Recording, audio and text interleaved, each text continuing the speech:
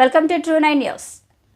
అణగారిన వర్గాలకు నేను ఉన్నానని సమాజాన్ని ప్రారంభించిన వ్యక్తి అంబేద్కర్. అది నేటికి సాగుతుందంటే ఆ ఘనత డాక్టర్ బిఆర్ అంబేద్కర్దే అని వైఎస్ఆర్సీపీ అధికారంలోకి వచ్చిన తర్వాత అంబేద్కర్ ఆశయాలకు అనుగుణంగా జగనన్న ప్రభుత్వ పరిపాలన సాగించారు.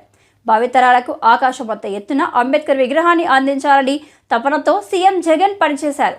ఎంపీ విజయసాయిరెడ్డి అన్నారు. అణగారినటువంటి వర్గాలకి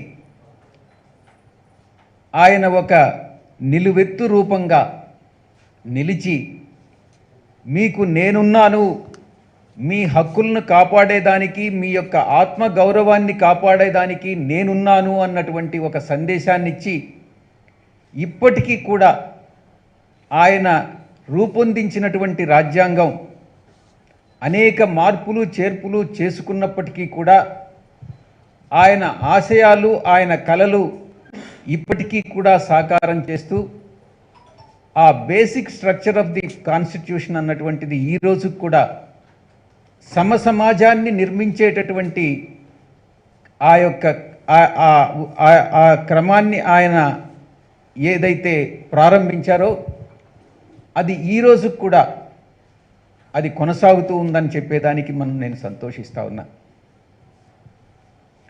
ఒక్కసారి మనం గతానికి వెళ్ళినట్లయితే 5 సంవత్సరాల క్రితం వైఎస్ఆర్ కాంగ్రెస్ పార్టీ మన జగన్మోహన్ రెడ్డి గారి గౌరవ ముఖ్యమంత్రి శ్రీ జగన్మోహన్ రెడ్డి గారి ఆధ్వర్యంలో అధికారంలోకి వచ్చిన తర్వాత వైఎస్ఆర్ కాంగ్రెస్ పార్టీ ఆయన ఏదైతే ఆశయాలతో ఆ రాజ్యాంగాన్ని రూపొందించారో వాటిని తూచా తప్పకుండా అమలు చేయాలి, బడుగు బలహీన వర్గాలకి ఆయన ఆశించినటువంటి విధంగా న్యాయం చేయాలి అన్నటువంటి తపనతో 4 సంవత్సరాల 8 నెలల కాలం సాగించినటువంటి ఈ పరిపాలన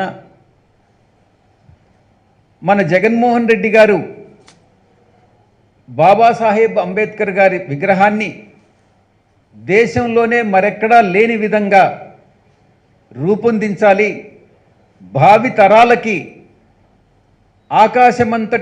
ఆకాశమంత ఎత్తున్నటువంటి ఆ సంస్కారవంతుడి విగ్రహాన్ని భావితరాలకు అందించి చిరస్థాయిగా ఈ యొక్క ఆంధ్ర రాష్ట్ర ముఖ్యమంత్రిగా ఆయన కూడా చరిత్ర పుటల్లో నిలిచిపోతారనడంలో సందేహం లేదు. ఒక్కసారి గతంలోకి వెళ్ళినట్టయితే నేను పల్లెటూరులో పుట్టి పెరిగినటువంటి వాడిని. నాకు కూడా తెలుసు పల్లెటూరులో ఆచార సాంప్రదాయాలు, వివక్షత ఎలా ఉన్నాయి అన్నటువంటిది. ఒక 30 సంవత్సరాల క్రితం వెళ్ళినట్లయితే, ఎక్కువ కాలం కూడా అవసరం లేదు, 30-40 సంవత్సరాలు వెనక్కి వెళ్ళినట్లయితే ఈ యొక్క అస్పృశ్యత అన్నటువంటిది ఎవరైతే